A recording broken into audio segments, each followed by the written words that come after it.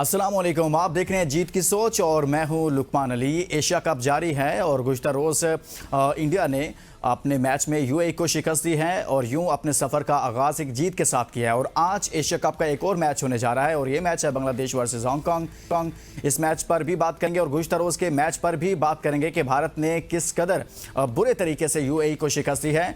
लेकिन साथ ही साथ आपको बताएं कि इसी एशिया कप में पाकिस्तान भी अपनी मुहिम का आगाज़ करने जा रहा है। पाकिस्तान अपना पहला मैच ओमान के खिलाफ खेलेगा और ओमान के खिलाफ पाकिस्तान की प्लेइंग 11 क्या होगी। मुतवक्के तौर पर जो नाम सामने आ रहे हैं वो नाम आपके सामने रखूंगा। सबसे पहले तो कैप्टन सलमान अली आगा इस प्लेइंग 11 का हिस्सा हैं और इसी तरह से साहब फरहान, साइम अयूब, फ़खर जमान और हसन नवाज, मोहम्मद नवाज, मोहम्मद हारिस और फ़हीम अशरफ, शाहीन शाफरीदी, अबरार अहमद, सुफियान मुकीम। और बताया जा रहा है ज़राए से कि एक मरतबा फिर पाकिस्तान अपने स्पिनर्स पर इन्हसार करेगा, यानी कि अबरार भी प्लेइंग 11 का हिस्सा होंगे, सुफियान मुकीम भी प्लेइंग 11 का हिस्सा होंगे और साथ ही साथ मोहम्मद नवाज जिन्होंने ट्राई नेशन सीरीज़ के फाइनल में ज़बरदस्त परफॉर्मेंस दी थी वो भी प्लेइंग 11 का हिस्सा होंगे। यानी कि पाकिस्तान दुबई में अपने स्पिनर्स पर इन्हसार कर रहा है और ओमान के खिलाफ ऐसा ही होने जा रहा है। ये मुतवक्के तौर पर कुछ नाम सामने आ रहे थे वो आपके सामने रखे हैं। साथ ही साथ एशिया कप को लेकर एक और मामला चल रहा है, वो ये है कि इससे पहले पाक भारत टाकरा चाहे चैंपियंस ट्रॉफी में हो, चाहे वर्ल्ड कप में हो, चाहे ओडी वर्ल्ड कप हो या T20 वर्ल्ड कप हो, दुनिया के किसी भी इवेंट में हो, उसमें कहा यह जाता है कि पाकिस्तान और भारत के दरमियान मैच की टिकटें रातों रात फरोख्त हो जाती हैं और बहुत गहमा गहमी होती है। लेकिन इस बार ऐसा नहीं हो रहा। बाज़ लोग रिपोर्ट कर रहे हैं, कहते हैं कि शायद बाबर आजम इस स्क्वाड का हिस्सा नहीं है और एशिया कप का हिस्सा नहीं है। इस वजह से ऐसा हो रहा है कि लोग दिलचस्पी नहीं ले रहे। लेकिन इसके साथ साथ ये भी कहा जा रहा है कि भारत की तरफ से विराट कोहली जो लंबे अरसे से भारतीय टीम की नुमाइंदगी करते रहे, एक सुपरस्टार के तौर पर जाने जाते हैं, वो भी इस एशिया कप का हिस्सा नहीं है। तो शायद इस वजह से ऐसा है। और फिर रोहित शर्मा जो उनके कैप्टन थे वो भी एशिया कप में मौजूद नहीं है। यानी कि पाकिस्तान की तरफ से और भारत की तरफ से जो सुपरस्टार्स थे, जो एक लंबे अरसे से जिनको स्टार कहा जा रहा था, वो स्टार इस वक्त टीम में मौजूद नहीं है। दोनों तरफ से नई टीमें हैं और अदम दिलचस्पी की वजूहात में से एक वजूहात ये भी कही जा रही है कि जो टिकटें उस तरह से फरोख्त नहीं हो रही जिस तरह से माजी में होता था। उसकी एक वजह यह है कि बाबर आजम नहीं है, विराट कोहली नहीं है या फिर रोहित शर्मा नहीं है। ये तो एक फैक्टर हो सकता है, लेकिन कई और भी वजूहात हो सकती हैं। आज की जीत की सोच में हम मुख्तलिफ पहलुओं पर बात करेंगे। आज के मैच पर भी बात करेंगे, कल जो मैच हुआ है उस पर भी बात करेंगे। हमारे साथ एक ज़बरदस्त किस्म मौजूद है और इसी पर बात करते हैं। बदियुज़्ज़मान साहब कराची से हमारे साथ मौजूद हैं और उनके साथ तशरीफ रखते हैं ताबिश मीर और स्टूडियो में हमारे साथ इस वक्त मौजूद हैं मुश्तबा हसन। आप सबका बहुत बहुत शुक्रिया। मुश्तबा, आपसे आगाज़ करूंगा। सबसे पहले तो हम जो रात मैच हुआ उससे आगाज़ करते हैं। यूएई के साथ जो भारत ने किया है, आप ऐसी तवक्को रख रहे थे कि भारतीय टीम इसी तरह के नतायज प्रोड्यूस करेगी यूएई जैसी टीम के खिलाफ? देखिए, सबसे पहले तो एशिया कप को ऐसा स्टार्ट करना भारत के लिए बहुत ज़रूरी था क्योंकि एक वर्ल्ड चैंपियन टीम है। फिर उसका एक इमेज बना हुआ है कि जो एशिया कप है वो मुकम्मल तौर पर सिर्फ सब तकरीबन सब भी जितने भी क्रिकेट एक्सपर्ट हैं वो यही कह रहे हैं कि जो भारत है वो इस एशिया कप के लिए 100% फेवरेट है। दूसरी कोई भी ऐसी टीम नहीं है जो भारत के करीब करीब जा सके। पाकिस्तान का नाम है, अफगानिस्तान का नाम है, लेकिन इन सब में कहीं ना कहीं तजाद ज़रूर। लेकिन भारत एक ऐसा नाम है, सब ने मुतफ़िक़ा तौर पे कह सकते हैं कि इसको फेवरेट करार दिया है।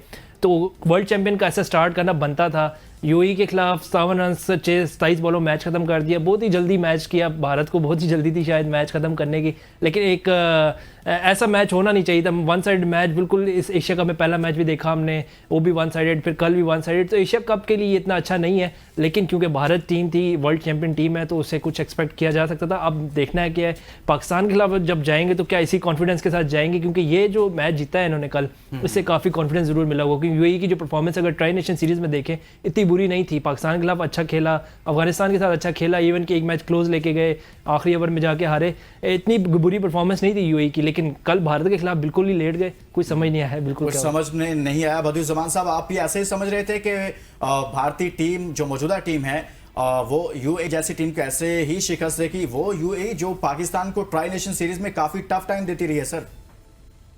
देखिए, पाकिस्तान को कौन सी टीम है जो टफ टाइम नहीं देती? हमेशा से आप देखें जितनी भी छोटी टीम है उन्होंने पाकिस्तान को हमेशा टफ टाइम दिया है। अमेरिका से लेकर यूएई को देख लें, आयरलैंड को देख लें, जिसने भी दिया टफ टाइम दिया। देखिए, इंडिया की टीम की बात आप करते हैं ना, एज अ क्रिकेट अगर आप देखें तो इंडिया की टीम बहुत ज्यादा इस वक्त मजबूत है। उसमें 3 से 4 ऐसे प्लेयर इस वक्त बाहर बैठे हुए हैं जो प्लेइंग 11 का हिस्सा होते थे, बल्कि प्लेइंग 11 में थे। जिस टीम में जसवाल की जगह ना बन रही हो, आप क्या समझते हैं कि उस T20 में भारत को और क्या चाहिए? उसमें की आप देखें टॉप ऑर्डर बड़ा जबरदस्त, उसके अलावा मिडल ऑर्डर उसका बहुत जबरदस्त, फिर उनका बॉलिंग अटैक देखें, 2 से 3 स्पिनर, फिर उनके बाद जो है बुमराह, फिर जो है उनके जो फास्ट बॉलर हैं खासतौर पर, तो वो इस तरह की परफॉर्मेंस दे रहे हैं कि उनसे आगे मुझे नहीं लग रहा कि T20 में कोई हो।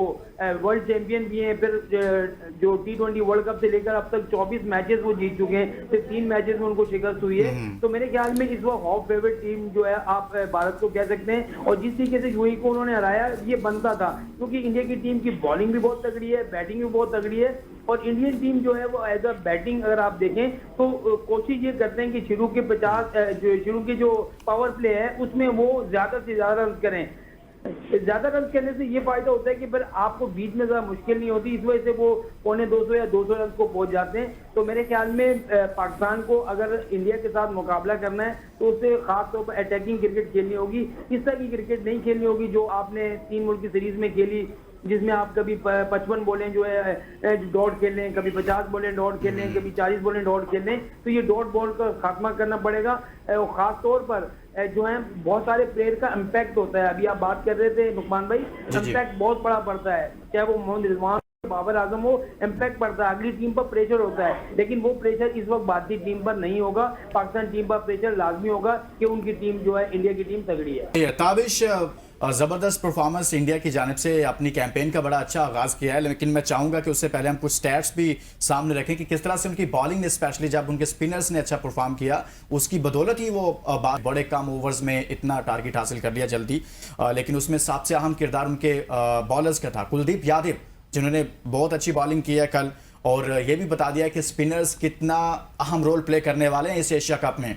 आगाज़ में ही पता चल गया है। अब देखें, कुलदीप ने यहाँ पर 2.1 ओवर्स में 7 रन देकर 4 विकेटें ली हैं। इकॉनमी उनकी 3.32 की है। और इसी तरह से दुबे की जानिब से जो बॉलिंग की गई है, 2 ओवर्स हैं, 4 रन दिए हैं, 3 विकेटें हासिल की हैं, 2.00, यानी कि 2 की उनकी इकॉनमी है, 2 रन। ये किस यहाँ से आपको ये नहीं लग रहा कि ताबिश यहाँ पर स्पिनर्स बड़ा अहम किरदार अदा करने वाले हैं आने वाले दिनों में? बिल्कुल, इसमें कोई दो राय नहीं है। मुसलसल हम यही देख रहे थे कि जो भारतीय साबका खिलाड़ी थे वो ये बात का इजहार कर रहे थे कि कुलदीप यादव किधर हैं। जब इंग्लैंड में भारतीय टीम टेस्ट मैचेस खेल रही थी, यहाँ तक कि गंगोली हो, अजहरुद्दीन हो, सुरेंद्र खन्ना हो, भारत के बड़े बड़े खिलाड़ी जो हैं वो कुलदीप की बात कर रहे थे। लेकिन कुलदीप की जैसे वापसी हुई, उन्होंने सबको अपने गुण गाने पर मजबूर कर दिया, जबरदस्त बॉलिंग का मुजाहरा किया। फिर इस भारतीय टीम के पास एक ये भी एडवांटेज है, सिर्फ कुलदीप पर इन्हिसार नहीं कर रही है, वरुण चक्रवर्ती भी इस टीम का हिस्सा है, फिर अक्षर पटेल इस टीम का हिस्सा है। आपने दुबे की बात की, शिवम दुबे जो है मीडियम आर्म जो है बॉलिंग करते हैं और बड़ी जबरदस्त बॉलिंग करते हैं, नबी तुली बॉलिंग करते हैं, जो उन्होंने कल करके दिखाया। फिर साथ ही साथ जिस खिलाड़ी ने 99 विकेटें ली हैं T20 में, अर्शदीप सिंह, उसको खिलाने की भी जो है मौका नहीं मिल पा रहा है क्योंकि आपके पास बुमराह मौजूद है। आप अगर इस टीम की बैटिंग ऑर्डर की बात करें तो गिल के साथ जो है आपने देखा अभिषेक शर्मा बैटिंग करते हुए दिखाई दे रहे हैं, और तीसरे नंबर पर भारतीय कप्तान जो है इसका बैटिंग करने, तो इसका मतलब संजू सैम्सन ने तीसरे नंबर पर आकर रन्स किए, वो 5वें नंबर पर जाएंगे। और फिर तलक वर्मा उसी टीम का हिस्सा है।